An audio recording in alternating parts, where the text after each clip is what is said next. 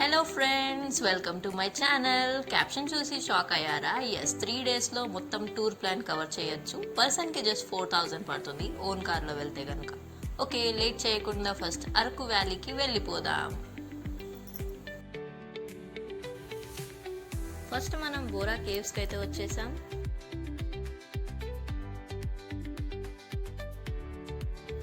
Bora caves Andhra Pradesh స్టేట్లో విశ్వసుందర నగరంగా ప్రసిద్ధి చెందిన విశాఖపట్నానికి ఉత్తర దిక్కున సుమారు 90 కిలోమీటర్ల దూరంలో, సముద్ర మట్టానికి 800 కిలోమీటర్ల నుండి 1300 మీటర్ల ఎత్తులో పర్వత సోయగాలతో, పచ్చదనపు పరవళ్లతో ఆంధ్ర ఊటీ.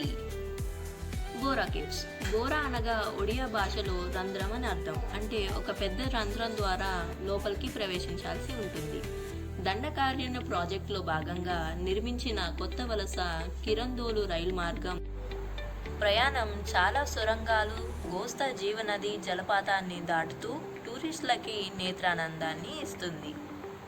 లైమ్ స్టోన్స్ సున్నప్రాయండి, కాలక్రమేణా నీటి దారల్లో పారుతూ అలా శిల్ప రూపాన్ని దాల్చింది. ఇలాంటివి ఇక్కడ టూరిస్ట్ అట్రాక్షన్.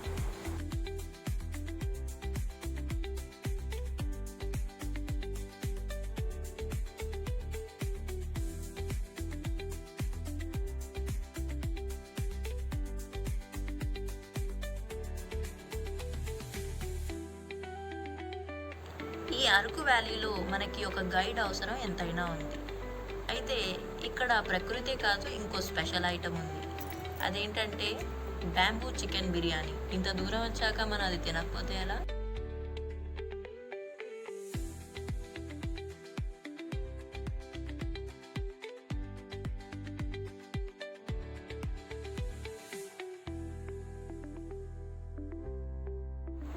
బ్యాంబూ చికెన్ అయితే ఆర్డర్ ఇచ్చాం, అదైతే ఉడుకుతుంది. ఆ లోపు చిన్న స్నాక్స్, ఇక్కడ ఫ్రూట్స్ ఉన్నాయి చాలా. మ్యాంగోనైతే ఇలా ఆకులో చుట్టించారండి, నేచర్ ఫ్రెండ్లీగా. నెక్స్ట్ మన డెస్టినేషన్ వచ్చేసి కటికా వాటర్ ఫాల్స్. ఇక్కడ 2 అవర్స్ స్పెండ్ చేశాక ఇక మేము ఇంటికి వెళ్ళిపోయామండి. నెక్స్ట్ డే ఎక్కడికి వెళ్ళామంటే వుడెన్ బ్రిడ్జ్.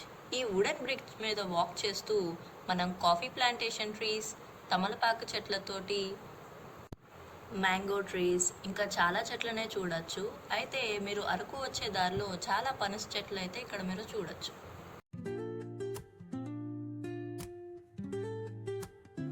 అరకు వచ్చాక స్టే చేయటానికి ఇక్కడ చాలా resorts, huts and tent facility కూడా ఉన్నాయి. రిసార్ట్స్లో డబుల్ బెడ్రూమ్ అయితే 2500కి, సింగిల్ బెడ్రూమ్ అయితే 1000 రూపీస్కి.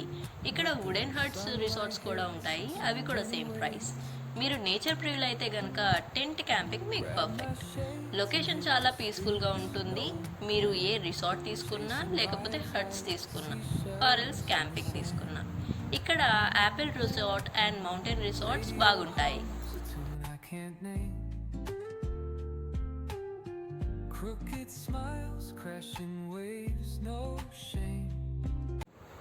నెక్స్ట్ మనం ట్రైబల్ మ్యూజియంకి అయితే వచ్చేసాం.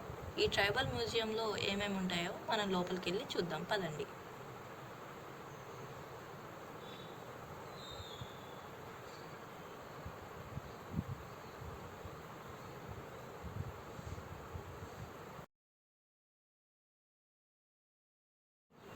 ట్రైబల్ మ్యూజియం లోపల వాళ్ళు వేటాడే పద్ధతి, వాళ్ళు వాడిన వస్తువులు, వాళ్ళ జీవన శైలి, ఇవన్నీ మనం అక్కడ చూడొచ్చు.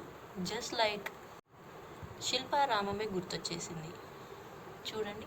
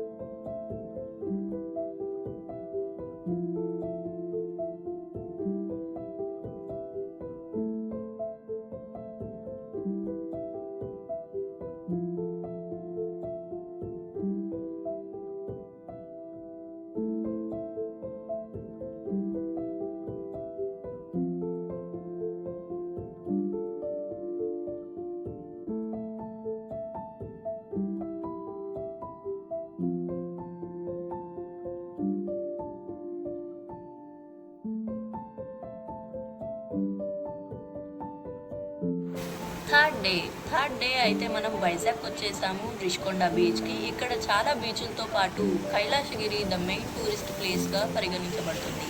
అంతేకాక మీరు వైజాగ్ వచ్చాక అక్కడి నుంచి సింహాచలం, భద్రాచలం, అరుణాచలం అది కొంచెం దూరమే, ఇక్కడ కూడా వెళ్ళొచ్చు.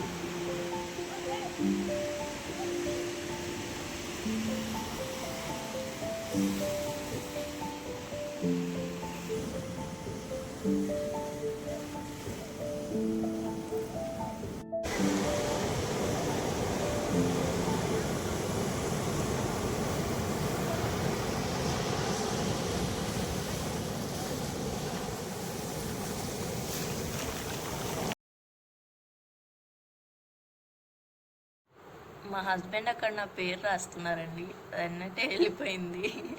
That's common.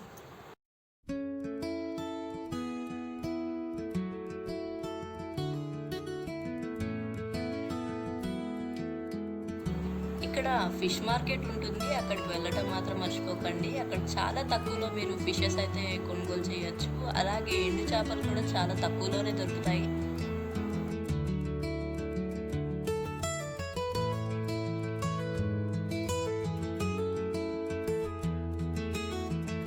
ఇక ఫిషెస్ తీసుకొని ఇంటికి వెళ్ళిపోవటమే అండి. Thanks for watching my video. Do subscribe and share it.